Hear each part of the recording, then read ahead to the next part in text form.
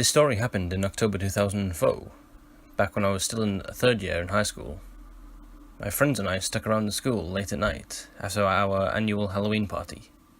We'd agreed to try out my friend's Ouija board. It wasn't the brightest idea, but we needed a thrill. We found a nice spot under a huge narrow tree and proceeded with our half-assed ritual. There were 5 of us, 2 boys and 3 girls. We were all expecting some kind of paranormal contact. Rumours had it that our school was haunted, but we never really experienced anything firsthand. And it was Halloween when all the spirits came out to play, right? We all wanted to get spooked. Also, we've never seen a Ouija board firsthand before, so we were pretty excited. Our school was an old Spanish colonial house, built in the 1800s, when the Spaniards still occupied the Philippines. We were in a section of the school that doesn't get used often. Located by a creepy old Jesuit house, people only go there when they need to use the restroom, store equipment on one of the sheds, or make out with their boyfriends or girlfriends.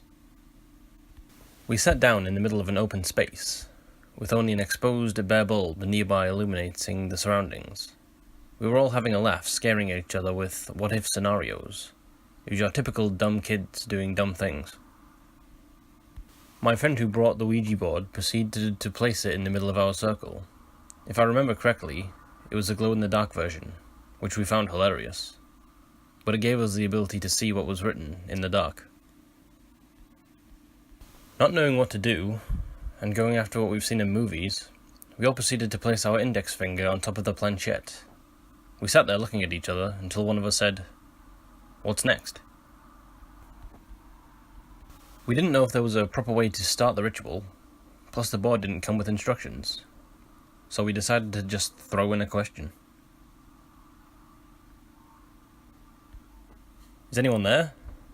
I called out into the darkness. "If there are spirits living here, please talk to us." One of the girls joined in. We clearly had no idea what we were doing. Still, nothing. Not even the slightest bit of wind. One of my friends jerked the planchette, and the girl who brought the Ouija board screamed, breaking the silence. We all laughed at how ridiculous it was. After a bit of joking around, we decided to give it another go. We all placed our index fingers on the planchette once more and asked, "If there's anyone there, we would like to make contact." "Don't break the circle," one of my friends jokingly said. "Shut up," I whispered. We were just about ready to give up when the wind started to pick up. The stillness broke, and the darkness around us seemed to move. Just a coincidence, we thought. "Okay, don't break the circle," I yelled out. "Is anyone there?" I was excited. It was like a scene from a movie with dirt and dead leaves swirling around us. "Guys, I'm scared," my friend sitting beside me said. "My mum warned me about playing with forces we don't know." "Did you die here? Were you killed during the war? Are you the headless priest that roams these halls? Do you know Jose Rizal, our national hero? Are you a hottie?" my friend giggled. At this point, we were all throwing random stupid questions. "Nothing.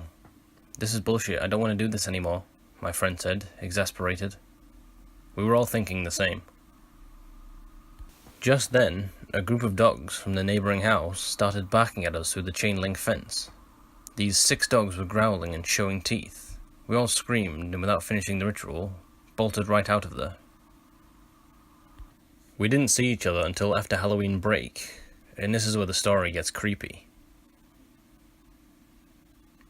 One of the girls told us about a weird experience she had the night after playing with the Ouija board. She had gotten home late after hanging out with her friends from the neighbourhood when she realised she forgot her keys to her house. So she called her brother up, who was still sharing a room with her, and what he said crept the hell out of her. He saw she was already home.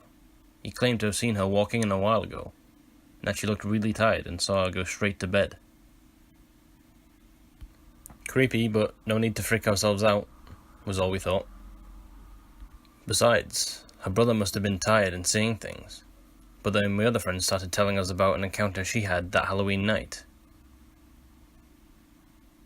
She was going up to her room when the light started flickering as she was ascending the staircase. Your typical horror movie visuals, shrug it off to faulty wiring. But just then, she saw the door to her room open, and a dark figure stepped out and stood at the top of the staircase. She couldn't make out the entity's face, but she recounted that she couldn't move and felt utterly dread as the figure started to stare down at her. "No way," my best friend who just joined in the conversation said in disbelief. "Something happened to me as well." He recalled that he was sleeping one night when he woke up feeling really uncomfortable. He described his vision as having TV-like static and having a feeling of heaviness surrounding him. He looked around the room, and that's when he saw a bloody, charred face with piercing red eyes grinning at him through the window. I couldn't believe what I was hearing, because I had an almost run-in with death that night. After the ritual, I was sleeping in our sedan on the way home after fooling around with the Ouija board when I felt our car jerk. I woke up instantly. Looking out of the window, I found out that we'd been hit by a huge oil tanker. I panicked and leaped out of the car. Luckily, my mum and I survived the crash since the front of the car was a total wreck. I still don't have an explanation for why those things happened to us, but thank God nothing happened after that. I never played or gotten near a Ouija board ever since.